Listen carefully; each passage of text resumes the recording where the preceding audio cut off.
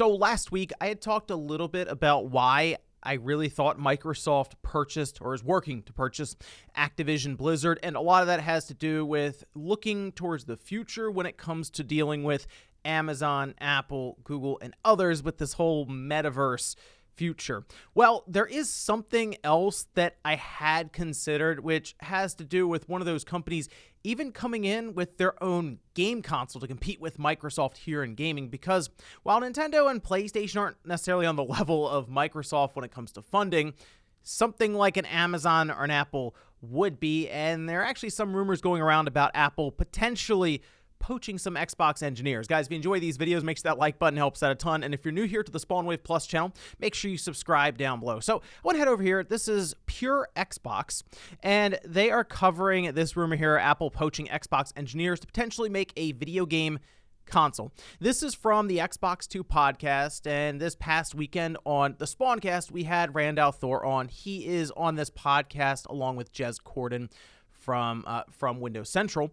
And he had mentioned hearing that Apple was at least looking around at Xbox engineers, seemingly to make their own game system. You can see this here. He says, I've been hearing for a while that Apple has been poaching Xbox engineers to make its own console. I've heard that for ages, that Apple is exploring making a video game console. I don't know if it's going to be a VR play or a metaverse thing or something like that. I don't know if that'll come to fruition. I don't know if they've canceled it already, because Apple explores a ton of stuff. And they do. Jez goes on further to say it's just something that they've heard. So Apple could have been looking around and hiring people to see if it's something that they could do and if it would make sense for them in the long run, which, as I said, the long-term play right now is engagement. Not necessarily how many consoles can you sell, more or less how many people can you pile into your ecosystem for a future that is going to be very reliant on digital interaction. Gaming is a pretty big thing now for the mainstream. It's gotten a lot larger than movies and film and all of this, and certainly is pretty much the largest thing in entertainment now. Revenue, time spent, all of this. So it makes sense why Microsoft would lean into that heavily for a metaverse play overall. The idea of one of these larger companies coming in with a game console, I do believe is very concerning for Microsoft. And Apple would be an interesting one for Microsoft to contend with, because not too long ago, they reached a $3 trillion valuation, which they're the first U.S. company to do that. So Apple would be able to throw their weight around even with Microsoft in the picture. So that would be something to see how they would go at it. And yeah, it's possible Microsoft realized, ooh, they might go around that being Activision and sell to Apple or sell to Meta. We should make a play on this now. And yeah, they were a bit cheaper based on their stock price falling and all this.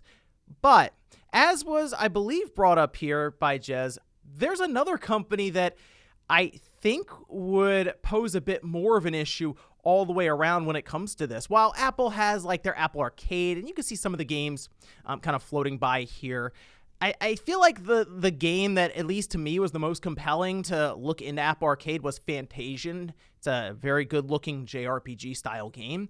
There's nothing that's like, oh, I gotta sign up for Apple Arcade to play this. And a lot of that has to do with Apple not necessarily investing heavily into game companies, buying some, creating different studios. However, Tencent is another story. In fact, if we take a look at all of the gaming investments that Tencent has made outside of China, I mean, the list is getting pretty long, with many of these, them owning 100% ownership in, like Riot Games is just owned by Tencent. They also have full ownership of Turtle Rock Studios, and even further down, 40% in Epic Games.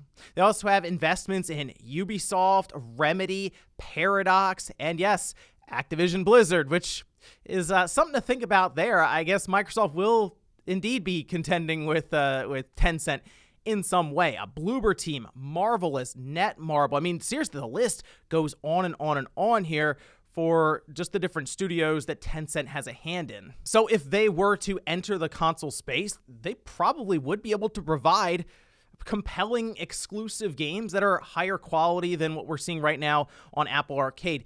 They do have, I believe, a valuation of over $500 billion, so they wouldn't be a small company or anything like that entering the space. They would be one of the larger ones. And Apple would, of course, be one that would have more capital to deal with, but not these kind of relationships that Tencent has been forming over the past decade or so. And that, I think, is something that Microsoft is taking notice of now. So I don't know if we're going to get to a spot where another company just comes in and introduces a console that would be able to catch on like we've seen with the Switch or the PlayStation or the Xbox brand. But remember, back in 2000, 2001, Microsoft was the new company on the block who was just known for Office and Windows, and they were supposed to be this corporate buttoned-up look. And here they are now with their Xbox and gaming division seemingly being the primary focus right now for an investment of nearly $70 billion with Activision Blizzard. But let me know what you guys think about this and potentially a future where Apple, Tencent, Amazon, someone else comes in, not just with a subscription service, but with a full console. Thanks, guys, for watching, and I'll see you next time.